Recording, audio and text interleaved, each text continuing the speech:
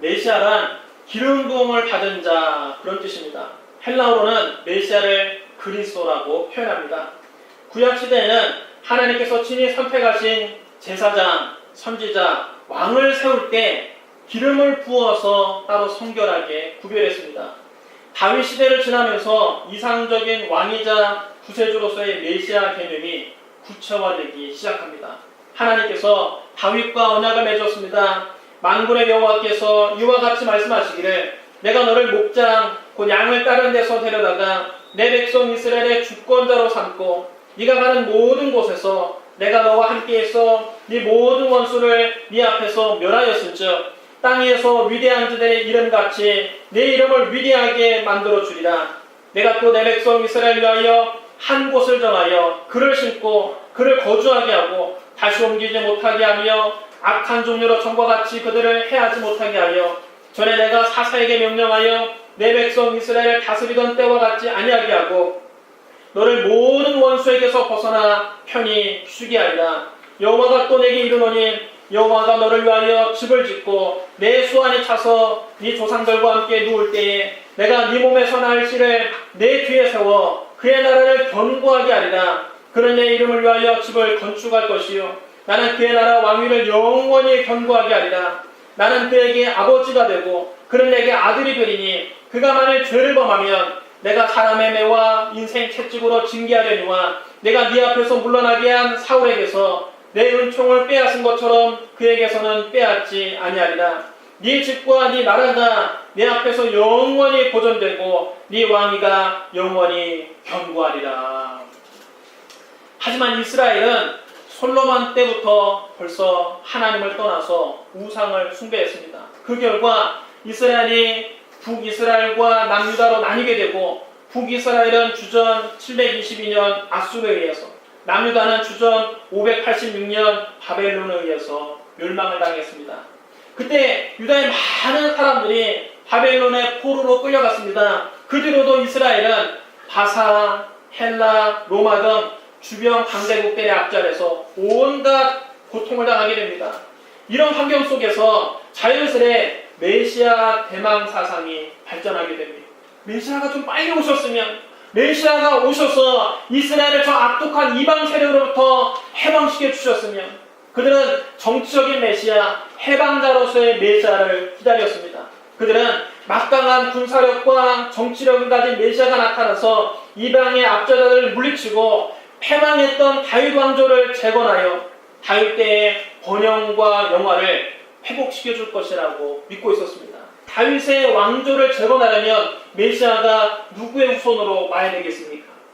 다윗의 후손으로 와야 되는 것입니다. 그래서 구약 성경에도 이스라엘의 구원자는 다윗의 자손으로 오실 것이라고 여러 차례 예언되어 있습니다. 이사야 9장 1절로 7절에 이렇게 기록되어 있습니다. 전에 고통받는 자들에게는 혀감이 없으리로다. 옛적에 여호와께서 스불론 땅과 납달 땅이 멸시를 당하게 하셨더니 후에는 해변길과 요단 저쪽 이방에 갈릴 일을 영화롭게 하셨느니라. 그간 행하던 백성들이 큰 빛을 보고 사망의 그늘진 땅에 거주하던 자에게 빛이 비치도다. 주께서 이 나라를 창성하게 하시며 그 즐거움을 더하게 하셨으므로 추수하는 즐거움과 탈취물을 나눌 때의 즐거움 같이 그들이 주 앞에서 즐거워하오니 이는 그들이 무겁게 맨 멍에와 그들의 어깨의 채찍과 그 압제자의 막대기를 주께서 꺾으시되 미디안의 날과 같이 하셨음이니이다. 어지러이 싸우는 군인들의 심과 피 묻은 겉옷이 불에 섭같이 살라지니 이는 한 아기가 우리에게서 났고 한 아들을 우리에게 주신 바 되었는데 그의 어깨에는 정사를 메었고 그의 이름은 기묘자라 모사라 전능하신 하나님이라 영존하시는 아버지라 평강의 왕이라 할 것입니다. 그 정사와 평강의 더함이 무궁하며 또 다윗의 왕자와 그의 나라에 군림하여 그 나라를 굳게 세우고 직임 위로 영원히 정의와 공의로 그것을 보존하실 것이라 만군의 여호와 열심히 이를 이루시리라. 여러분, 이게 무슨 말입니까?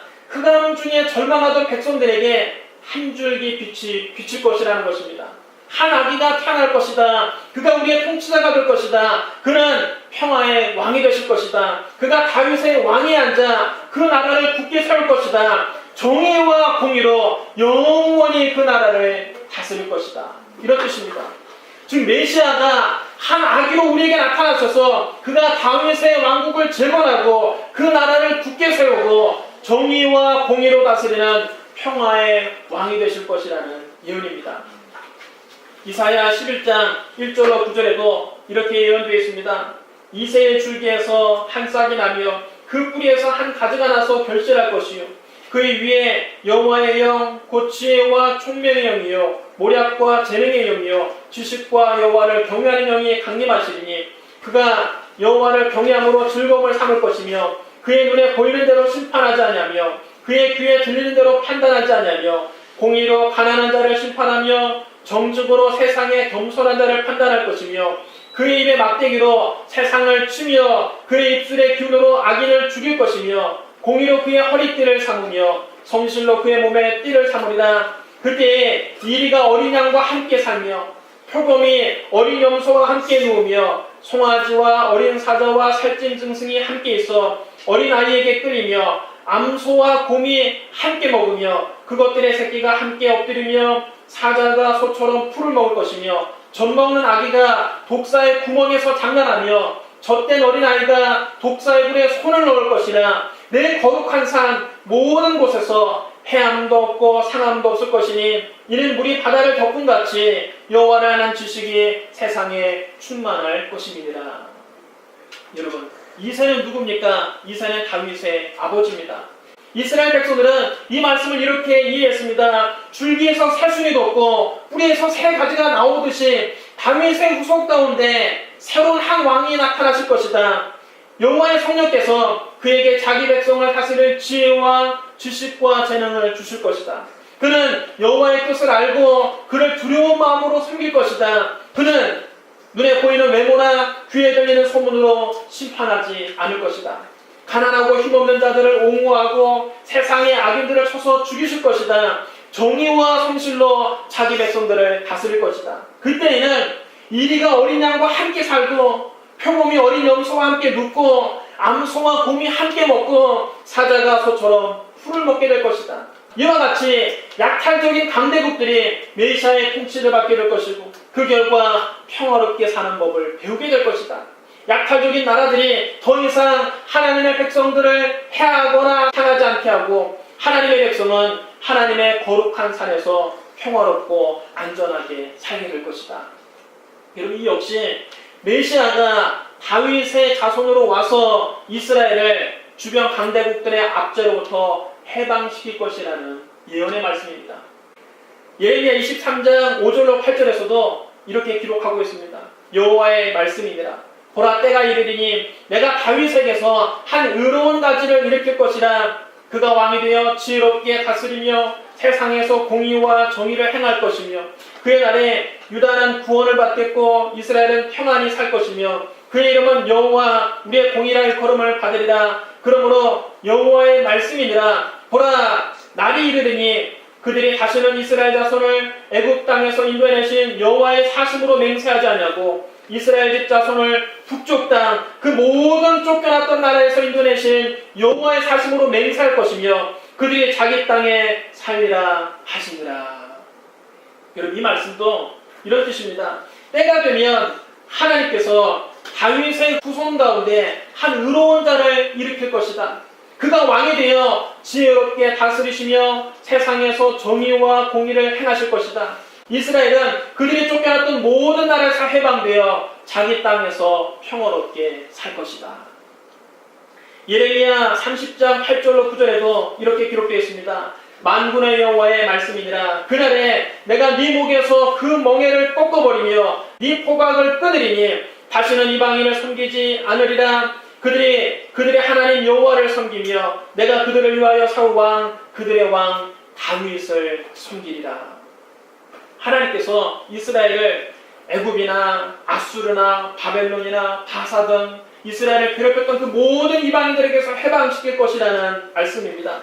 이스라엘이 다시는 이방인들을 섬기지 않고 하나님이 세우신 다윗 왕조를 섬기게 될 것이다. 그런 말씀입니다. 다시 말해 다윗의 후손으로 오신 메시아를 섬기게 된다는 그런 예언의 말씀입니다.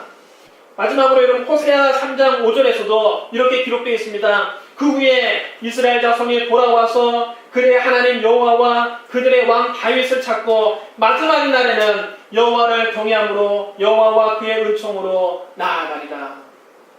하나님의 백성을 다스릴 궁극적인 왕은 다윗의 집안에서 나온다는 말씀입니다.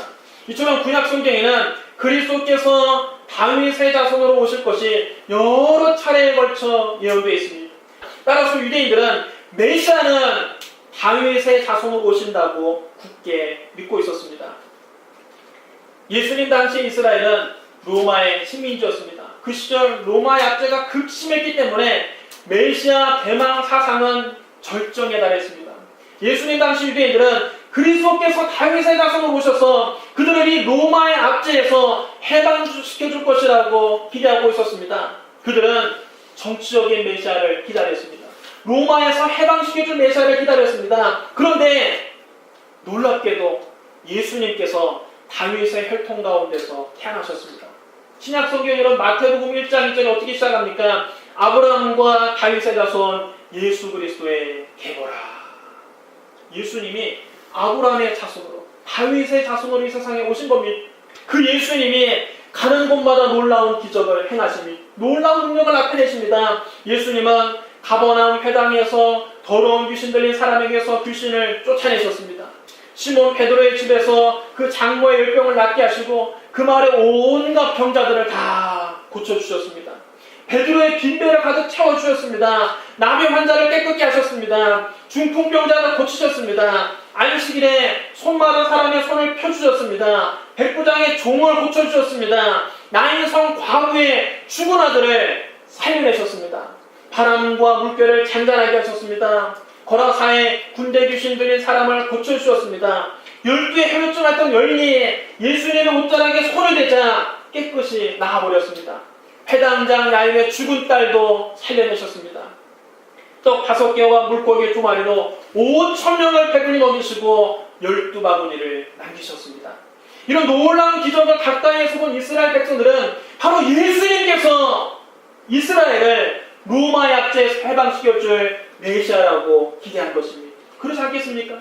다윗의 자손으로 오신 예수님이 이런 놀라운 능력을 가지고 계시다면 그 능력을 충분히 로마를 물리치고 이스라엘을 로마에서 해방시켜줄 것이라고 믿고 있었습니다.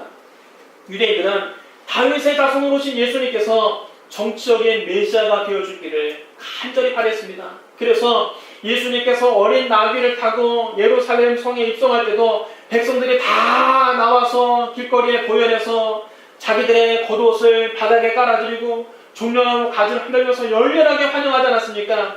찬송하리로다 오늘 우리 조상 다윗의 나라여 가장 높은 곳에서 호산나. 예수님이 이제 예루살렘 성에 입성하시면 저 로마 정부를 물리치고 이스라엘 땅에서 몰아내고 그곳에 다윗의 왕국을 다시 세울 거라고 기대하고 있었던 것입니다. 예수님을 다윗의 자손으로만 알고 있는 것은 하나만 알고 둘은 모르는 생각입니다. 예수님께서 혈통적으로 다윗의 자손으로 이 세상에 오신 것은 맞습니다. 그러나 예수님은 다윗의 자손 그 이상이십니다. 예수님이 이렇게 말씀하셨습니다. 사람들이 어찌하여 그리스도를 다윗의 자손이라느냐. 시편에 다윗이 친히 말하였으되 주께서 내 주께 이르시되 내가 네 원수를 내 발등상으로 삼을 때까지 내 우편에 앉았으라 하셨도다 하였느니라. 그런즉 다윗이 그리스도를 주라 칭하였으니 어찌 그의 자손이 되겠느냐. 여러분, 이 말씀이 여러분 굉장히 어려운 말씀입니다. 잘 들으셔야 됩니다. 주님은 시편 110편 1절에 있는 말씀을 인용하셨습니다. 시편 110편은 메시아의 시편으로 잘 알려져 있습니다. 시편 110편 1절은 이렇게 기록되어 있습니다. 여호와께서 내 주에게 말씀하시기를 내가 네 원수들로 내 발판이 되게 하기까지 너는 내 오른쪽에 앉아있으라 하셨도다. 다윗은 성령에 감동되어 그리스도를 주라고 부르고 있습니다. 역사적으로 다윗의 시대가 먼저입니까? 예수님 시대가 먼저입니까? 다윗의 시대가 훨씬 먼저죠. 다윗은 예수님보다 약 1000년 전 사람입니다. 그런데 다윗은 성령에 감동되어 자기가 눈으로 보지도 못한 그리스도를 주라고 부르고 있는 것입니다. 여호와께서 내 주에게 말씀하시기를 내가 네 원수들로 네 발판이 되게 하기까지 너는 내 오른쪽에 앉아있으라 하셨도다. 여호와께서 내 주에게, 그 내 주는 바로 그리스도를 의미하는 것입니다. 그리스도는 비록 다윗의 자손으로 오시지만 다윗이 이미 주님이라고 부르는 분입니다. 다윗이 그리스도를 주님이라고 불렀으므로 그리스도는 다윗보다 먼저 계셨고 훨씬 더 크신 분입니다.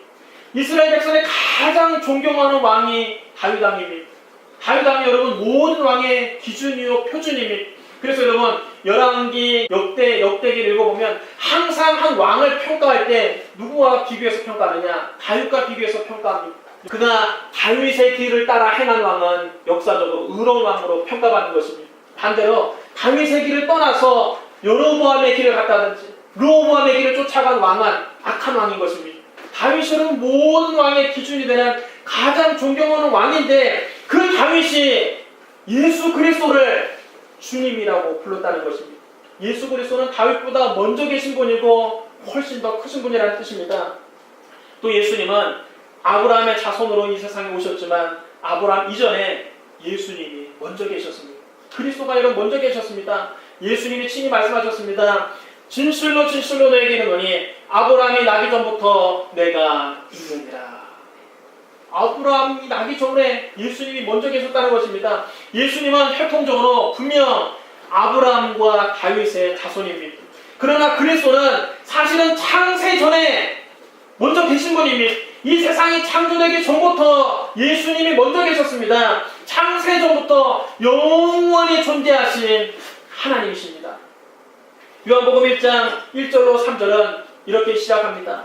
태초에 말씀이 계시니라. 이 말씀이 하나님과 함께 계셨으니 이 말씀은 곧 하나님이시니라. 그가 태초에 하나님과 함께 계셨고 만물이 그로 말미암아 지은 바 되었으니 지은 것이 하나도 그가 없이는 된 것이 없느니라. 여기서 말씀은 로고스, 곧 그리스도를 의미하는 것입니다. 요한복음 1장에 있는 이 말씀을 제대로 이해하려면 말씀을 그리스도로 바꾸어서 읽으면 아주 쉽게 이해가 됩니다. 여러분 잘 들어보십시오. 태초에 그리스도가 계시니라. 그리스도가 하나님과 함께 계셨으니 그리스도는 곧 하나님이시니라. 그가 태초에 하나님과 함께 계셨고 만물이 그로 말미암아 지은 바 되었으니 지은 것이 하나도 그가 없이는 된 것이 없느니라. 여러분 우리도 예수 그리스도에 대해서 분명히 알아야 됩니다. 우리 예수님이 2000년 전에 이 세상에 육신을 입고 오신 것만 알고 있습니다. 많은 사람들이 예수님이 2000년 전에 이 세상에 오셨으므로 그때부터 존재한 줄로 압니다. 그렇지 않습니다. 그리스도는 말씀이 육신이 되어 이 세상에 오시기 전부터 계셨습니다. 그리스도는 삼위일체 하나님 중 성자 하나님이십니다. 성부와 성자와 성령 하나님은 영원부터 영원까지 계신 것입니다. 이미 창세 전에 그리스도가 먼저 계신 것입니다. 창세 이전부터 그리스도는 아버지 하나님과 성부 하나님과 함께 계셨습니다. 창세기 1장 1절은 이렇게 말씀합니다. 태초에 하나님이 천지를 창조하십니다.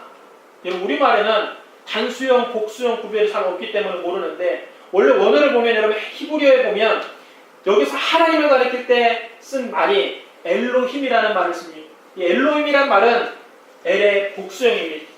엘이 하나님이라는 뜻인데 엘로힘은 그 엘의 복수형입니다. 천지 창조는 아버지 하나님 혼자 하신 것이 아니라 사실은 아버지 하나님과 아들 하나님과 성령 하나님이 함께 하셨다는 것을 알 수 있습니다. 여러분 하나님께서 인간을 창조하실 때 여러분 뭐라고 말씀하십니까? 아버지 하나님 혼자서 흙으로 우리 인간을 비추신 것이 아닙니다. 하나님께서 인간을 창조하실 때 이렇게 말씀하십니다.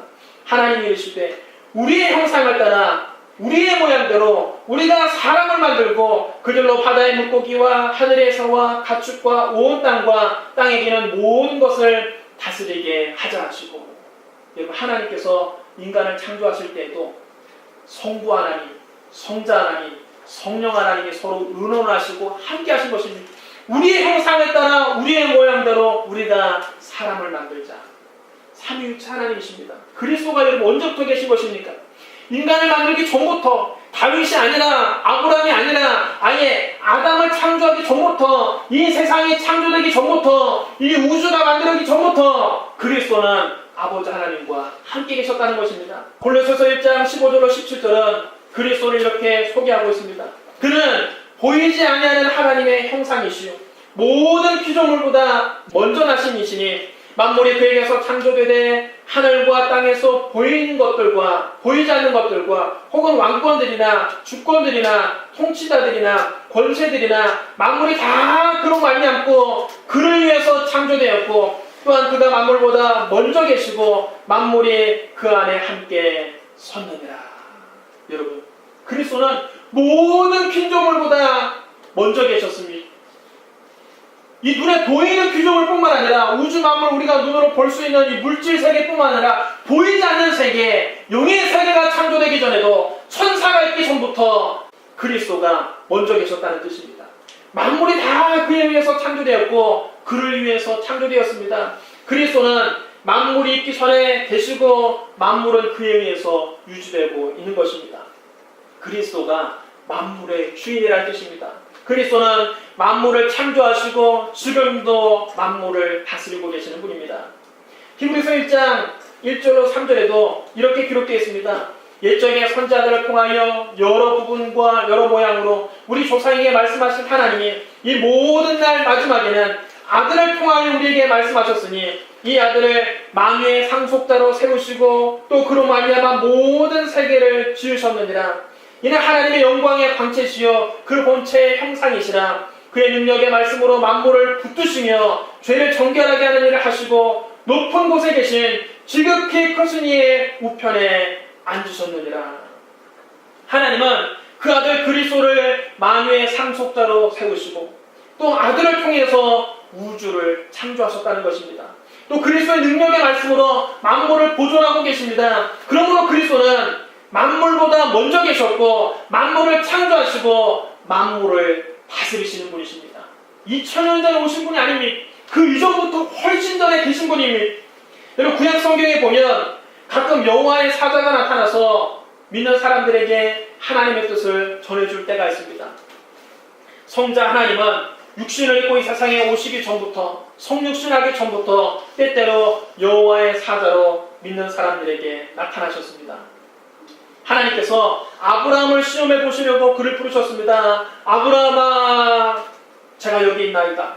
네 아들 내 사랑하는 독자 이삭을 데리고 모리아 땅으로 가서 내가 내게 일러준 한 산 거기서 그를 번제로 드리라. 놀라운 말씀입니다. 하나밖에 없는 아들, 그것도 100세에 낳은 아들 이삭을 번제로 하나님 앞에 제물로 바치라는 것입니다. 여러분 번제가 어떤 제사입니까? 번제는 짐승을 잡아서 그 짐승을 다 사지를 절단하는 닭을 떠서 그 전체를 불로 태워서 드리는 제사가 번제입니다. 100세에 낳은 하나밖에 없는 아들을 번제로 드리라는 것입니다. 근데 아브라함이 이 엄청난 명령을 듣고 하나님 앞에 반문하지 않습니까? 하나님, 왜 내가 아들을 번제로 드려야 됩니까? 100세 아들을 주실 때는 언제고 왜 내 아들을 데려가려고 하십니까? 내 아들이 둘도 아니고 하나밖에 없는데 왜 이 아들을 데려가려고 하십니까? 하나님께 묻지도 따지도 않았습니다. 그리고 그 다음날 아침 일찍 일어나 나귀의 안장을 지우고 두 종과 그의 아들 이삭을 데리고 번제에 쓸 나무를 쪼개어가지고 하나님이 자기에게 일러준 곳으로 갔습니다. 3일 만에 그들이 모리아 땅에 도착했습니다. 아브라함은 하나님이 말씀하신 곳에 제단을 쌓고 제단 위에 나무를 다 벌려놓았습니다. 그런 다음 자기 아들 이삭을 붙잡아 묶어서 그 제단 나무 위에 올려놓았습니다. 그리고 아브라함이 칼을 들어서 이삭의 목을 찌르려고 합니다. 바로 그 순간 아브라함이 칼을 들어 그 칼을 내려치려고 하는 순간 여호와의 사자가 하늘에서부터 다급하게 아브라함을 부릅니다. 아브라함아, 아브라함아, 제가 여기 있나이다. 그 아이에게 내 손을 내지 말라. 그에게 아무 일도 하지 말라. 네가 네 아들, 네 독자까지라도 내게 아끼지 아니하였으니 내가 이제야 네가 하나님을 경외하는 줄 아노라. 이때 나타난 여호와의 사자는 바로 성육신하기 전에, 육신을 입고 이 세상에 오시기 전에 그리스도께서 나타나신 것입니다. 모세가 자기 장인 이드로의 양떼를 돌보다가 하나님의 산 호렙에 이르렀습니다. 거기서 모세는 여호와의 사자가 떨기나무 불꽃 가운데 그에게 나타나신 모습을 보았습니다.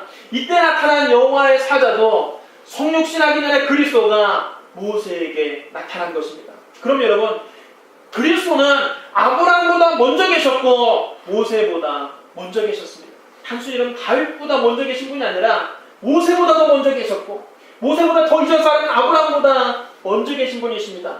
그리스도는 하나님의 아들로서 온 우주 만물보다 먼저 계시고 만물을 창조하시고 만물을 지금도 다스리고 계신 분이십니다. 그리스도는 혈통적으로는 다윗의 자손이지만 영으로는 다윗의 주가 되시는 하나님의 아들이십니다. 사도 바울은 이것을 깨닫고 이렇게 말했습니다. 로마서 1장 3절로 4절에 사도 바울이 이렇게 말합니다. 그의 아들에 관하여 말하면 육신으로는 다윗의 혈통에서 나셨고 성결의 영으로는 죽은 자 가운데서 부활하사 능력으로 하나님의 아들로 선포되셨으니 곧 우리 주 예수 그리스도시니라. 예수님은 육신으로는 다윗의 혈통에서 나셨지만 영으로는 하나님의 아들로서 영원전부터 계신 분이십니다. 베드로는 예수님의 십자가와 부활을 목격했습니다. 나중에 오순절날 성령 받은 베드로는 다윗과 그리스도의 관계를 확실하게 깨닫게 되었습니다. 오순절날 성령 받고 그가 예루살렘 시내에 뛰어나가서 그 유대인들에게 담대하게 오순절 설교를 하게 되는데, 여러분 그 무식했던 베드로가 구약 성경에 대해서 아주 정통한 말을 합니다.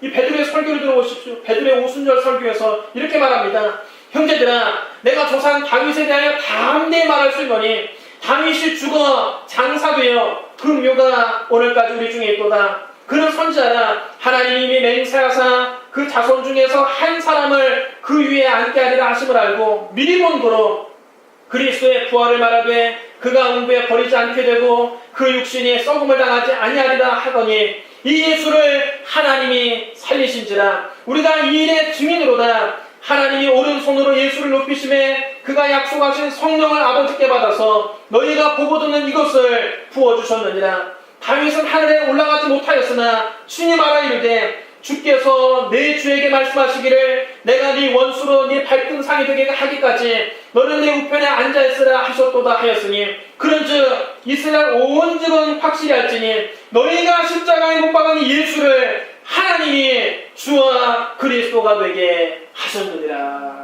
할렐루야. 여러분, 오늘 우리에게 본문 말씀 예수님이 던졌던 질문에 대한 대답을 오순절날 성령 받은 베드로가 확실히 대답해주고 있는 것입니다.